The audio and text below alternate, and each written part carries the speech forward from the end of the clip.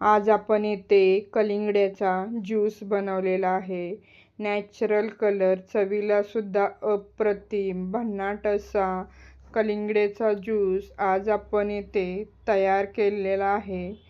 एका कलिंगड्यापासून 5 ते 6 ग्लास इतका कलिंगड्याचा ज्यूस तयार झालेला आहे. कलिंगड घेताना पिवळसर असं घ्यायचं आहे. ते बिना केमिकलचं असतं. जास्त हिरवं असं डार्क हिरव्या कलरचं कलिंगड केमिकलचं असतं. एका कलिंगड्याचे आपण इथे 2 भाग करून घेतलेले आहे आणि बारीक बारीक असं चिरून घेतलेलं आहे. तुम्हाला कोणत्या पद्धतीने चिरायला आवडेल त्या पद्धतीने तुम्ही इथे कलिंगड कट करून घेऊ शकता. मी इथे याच पद्धतीने बारीक बारीक कलिंगड्याचे पीस करून घेतलेले आहे. सुरुवातीला आपण येथे अर्धा कलिंगड्याचा ज्यूस बनवून घेणार आहे. सुरुवातीला येथे मी सर्व अर्ध कलिंगड चिरून घेतलेलं आहे.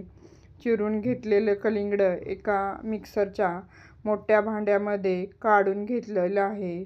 त्यामध्ये चिमटभर इतकंच मिठाचा वापर केलेला आहे. अर्धा टेबलस्पून इतकी साखर टाकून हे मिक्सरला छान फिरवून घेतलेलं आहे. मिक्सरला फिरवून झाल्यानंतर हे एका चाळणीवरती मी गाळून घेणार आहे. गाळून घेताना चमच्याच्या साहाय्याने इथे दाबून दाबून असा मी सर्व ज्यूस काढून घेतलेला आहे. येथे पाण्याचा थोडासुद्धा वापर केलेला नाही. उरलेले कलिंगड मी आता दुसऱ्यांदा बारीक करून घेणार आहे. त्यामध्ये चिमटभर इतकं मीठ टाकलेलं आहे. अर्धा चमचा साखर, हे सुद्धा त्याच पद्धतीने गाळून घेणार आहे. येथे स्पूननं दाबून असा सर्व ज्यूस काढलेला आहे. येथे मी बिया बिलकुलसुद्धा काढलेल्या नाहीत. कलरसुद्धा तुम्ही येथे छान असा नॅचरल कलर आलेला आहे. वरती बिया सर्व राहिलेल्या आहेत. कलिंगड्याचा ज्यूस येथे गाळून घेतलेला आहे. वरून थोडासा पुदिना.